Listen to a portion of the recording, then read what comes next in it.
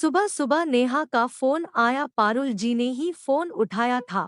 Phone उठाते ही नेहा दीदी ने शिकायत शुरू कर दी। माँ, यह कैसी साड़ी भेजी थी आपने मेरे लिए, इतनी हल्की फुल्की, मुझे तो गिफ्ट बिल्कुल पसंद नहीं आया। पता है, मेरी जेठानी भी हंस रही थी कि तुम्हार मायके में तुम्हारी यही औकात है क्या। मुझे बिल्कुल अच्छा नहीं लगा, इससे तो गिफ्ट ना ही भेजती तो ही अच्छा था। सुनकर पारुल जी का गुस्सा सातवें आसमान पर हो गया। बड़बड़ाते हुए अपने कमरे के बाहर आई और लगभग चिल्लाते हुए ही बोली, राकेश, राकेश जरा बाहर आओ, मुझे तुमसे जरूरी बात करनी है। राकेश, जो अपने कमरे में सो रहा था, अपनी आंखों को मलता हुआ बाहर आया।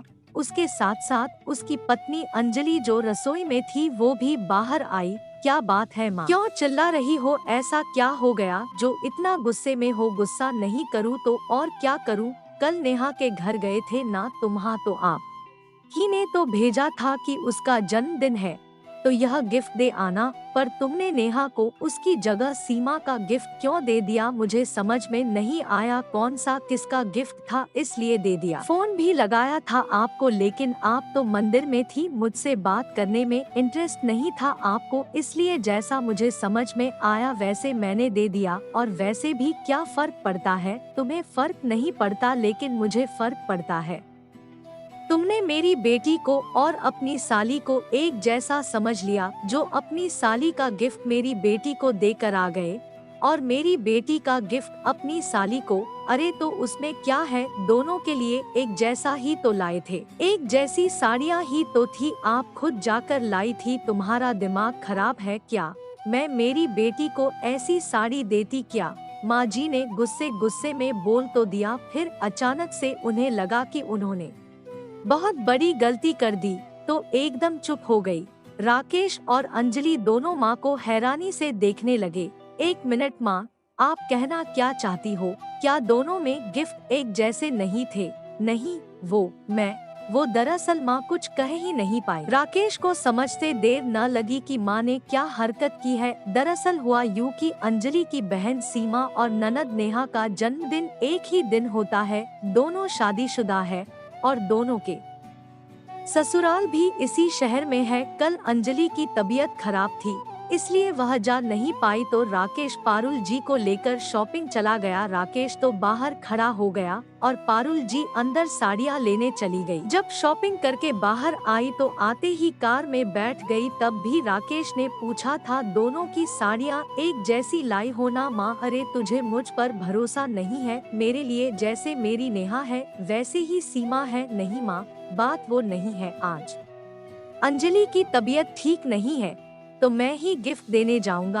आप भी साथ नहीं चल रही हो तो कम से कम गिफ्ट तो अच्छे होने चाहिए, और वैसे भी मेरी बहन हो या मेरी पत्नी की, दोनों ही मेरे लिए एक समान। ले तू भी देख ले। उस समय तो पारुल जी ने राकेश को नेहा की साड़ी निकाल कर दिखा दी और कह दिया कि सीमा की साड़ी भी ऐसी ही है, जबकि सीमा की साड़ी बिल्कुल हल्की फुल्की सी थी। घर आई तो अंजलि को भी नेहा की ही साड़ी निकाल कर दिखा दी और कहा कि दूसरी साड़ी भी ऐसी ही है, अब फटाफट से चाय बना दे ताकि मैं उन्हें पैक करके दे दूं, नहीं तो राकेश को जाने में देर हो जाएगी। अंजलि और राकेश दोनों विश्वास ही विश्वास में रह गए। साड़ी की पैकिंग तो पहले से ही थी, उन पर शगुन के पैसे रखे। सीमा की साड़ी पर जहां 100 रुपए रखे, वहीं नेहा की साड़ी पर 1000 रुपए।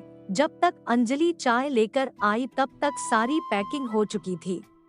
2 अलग अलग कलर के बैग में साड़ियों को रख दिया गया। उसके बाद राकेश को दोनों बैग देते हुए कहा, बेटा यह लाल वाला बैग सीमा को दे देना और यह पीला वाला बैग नेहा को। अरे माँ, फिक्र मत करो, अगर इधर उधर हो भी गई तो क्या फर्क पड़ेगा, दोनों में एक जैसे गिफ्ट ही तो है। अरे बेटा, वो बात नहीं है, दरअसल सीमा को लाल रंग पसंद है और हमारी नेहा को पीला रंग, इसलिए साड़ियों का रंग उनके हिसाब से रखा है ना, बाकी तो कोई खास फर्क नहीं है। ठीक है माँ, मैं ध्यान रखूंगा। पर माँ ने जाने से पहले यह बात कई बार दोहराई और राकेश ने अपनी माँ को विश्वास दिलाया कि वह बैग इधर से उधर नहीं करेगा। तब माँ निश्चिंत हुई, पर फिर भी राकेश ने गड़बड़ कर ही दी। वहाँ जाकर उसे ये याद ही नहीं रहा कि कौन सा कलर का बैग किसके लिए था। उसने माँ को फोन लगाया लेकिन वे उस समय मंदिर में थी, इसलिए राकेश ने अपने हिसाब से गिफ्ट दे दिया और ये गड़बड़ हो गई।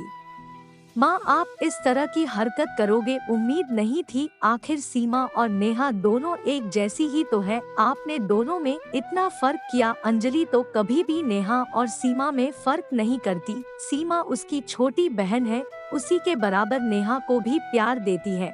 और आप? पारुल जी नजरें झुकाए सुन रही थी। गलती उन्हीं की थी। अंजलि ने कुछ नहीं कहा, बस हैरानी से पारुल जी की तरफ देख रही थी। मुझे लगा मेरे बेटे का बेवजह खर्चा हो जाएगा, आखिर बहू की बहन के लिए इतना खर्चा क्यों करना। अंजलि भी मुझे रोक सकती है, आपको एहसास भी है आपकी एक गलती नेहा के लिए कितनी भारी पड़ सकती है। कहीं यही बात आपकी बहू के मन में आ गई तो क्या नेहा के लिए कभी मायका वैसा रह पाएगा जैसा अभी है।